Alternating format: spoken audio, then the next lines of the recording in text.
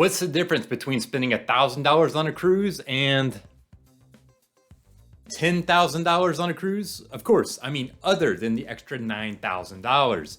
In many ways, the experience it could be like night and day. The cool thing about cruising though is that it's open to everyone. You want to sail cheap?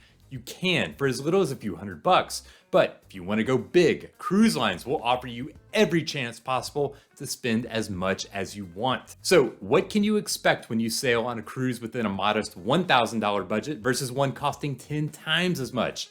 I've seen it and I'll show you exactly what you can expect. Let's start with who you sail if you're spending $1,000 versus $10,000. On a $1,000 budget, you do have a surprising number of options.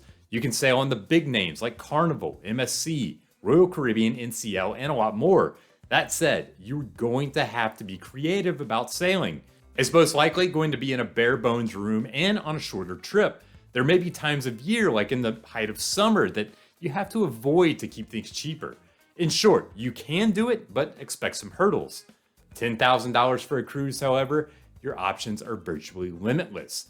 First off, those same lines like Royal or Norwegian, you can still sail, but in a very, very different style. You'll get practically the best of everything, including your own special areas of the ship that are normally off limits to other people, and I'll show you exactly what I'm talking about in a moment. But with that sort of cash, you can also open up your cruise options to just about every single cruise line, including those high-end luxury brands like Silversea or Regent Seven Seas, Oceania, and a lot more. These lines simply take cruising to another level. It's like going from a Hampton Inn to a Four Seasons. If you're spending $1,000 on a cruise, then it's likely that your cabin, it's gonna be adequate. Certainly nothing fancy, but you should expect something clean and comfortable. If you're on a shorter cruise, then you may even be able to swing a balcony, although you're likely going to be in an interior or an ocean view cabin for most trips. To be honest, I've never really had an issue with an interior cabin on shorter cruises. You spend so much of your time out and about in port and exploring the ship that the room really isn't a big draw. On longer trips, however, the math changes. I feel that you want at least a balcony on longer trips, but if you see what 10 grand gets you on a cruise, you might feel underwhelmed with that. Cruise lines want to have options across all ends of the scale. At the high end are jaw-dropping rooms that most people never get to see. I'm talking multi-story apartments, your own private hot tub on the balcony, views that literally rival the captain's, and things like pianos in your cabin that you'd never even dream of being in a regular room. Now, to be fair, some of these rooms, they will go for more than $10,000 on a traditional 7-day sailing, but you're definitely in the ballpark, and that money opens up some of the most impressive cabins that you've ever seen on a cruise ship. Keeping in line with your room, the difference between $1,000 and $10,000, it extends far past just where you'll stay. If you're sailing a mega line like Royal Caribbean or NCL or MSC, then it's likely that you have a room that's better than what others on the ship have, but it also comes with exclusive spaces that most passengers simply don't get to enjoy. Cruise lines, they're trying to step up the value offered with their most expensive rooms. So they've introduced a concept known as a resort within a resort, or sometimes it's called a ship within a ship. It's a way that the fanciest rooms can have exclusivity of a small ship, but the passengers still get the experience of sailing on a large ship with tons to do. These spaces, like NCL's The Haven, or MSC's Yacht Club, or the Retreat on Celebrity, or those suite-only spots on Royal Caribbean, they can offer some respites that other passengers will never have. Imagine private pool areas set aside only for these rooms. No having to share space with the entire ship like on the main pool deck. Or exclusive restaurants that other passengers don't get to eat at. Or lounges only for these guests spending serious money, and it's all hidden behind doors that are accessed only with the right type of key card.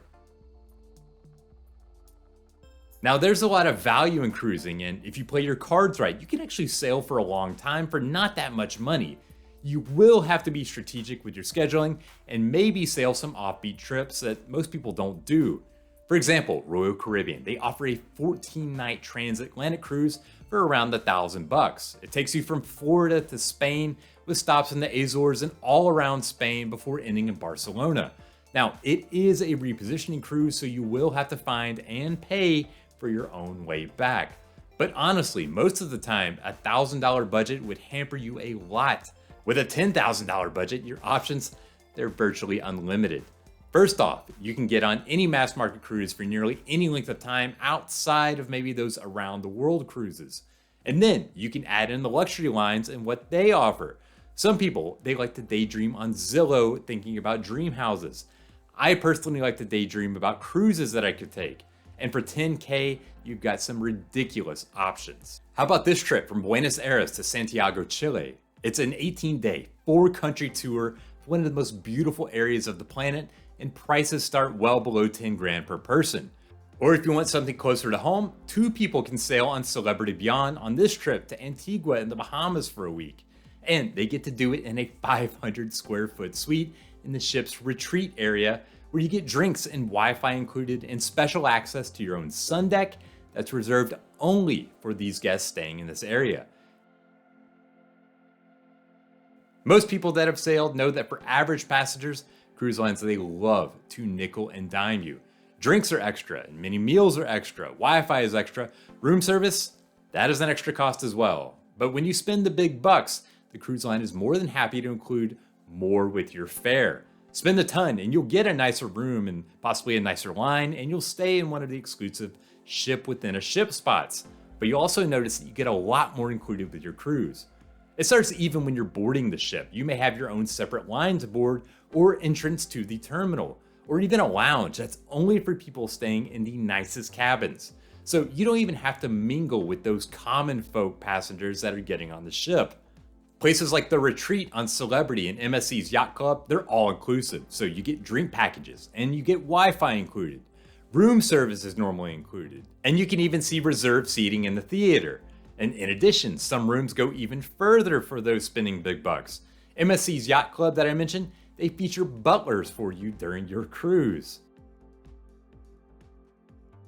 Now I think it's clear that there's a lot of difference between the experience when you spend $1,000 on a cruise versus when you spend 10 grand. From the line you sail to the itinerary to the experience on board. But what's actually surprising is how much can be the same. Despite paying 10 times as much, your experience, at least outside the cabin, it does have a lot of similarities no matter which end of the price spectrum that you're on. A good example of this is in the public spaces. Yes, spend a lot and you're likely getting access to private spots that other passengers don't, but that's only a fraction of the ship. Most of the time, those paying either $1,000 or $10,000, they're going to experience largely the same ship.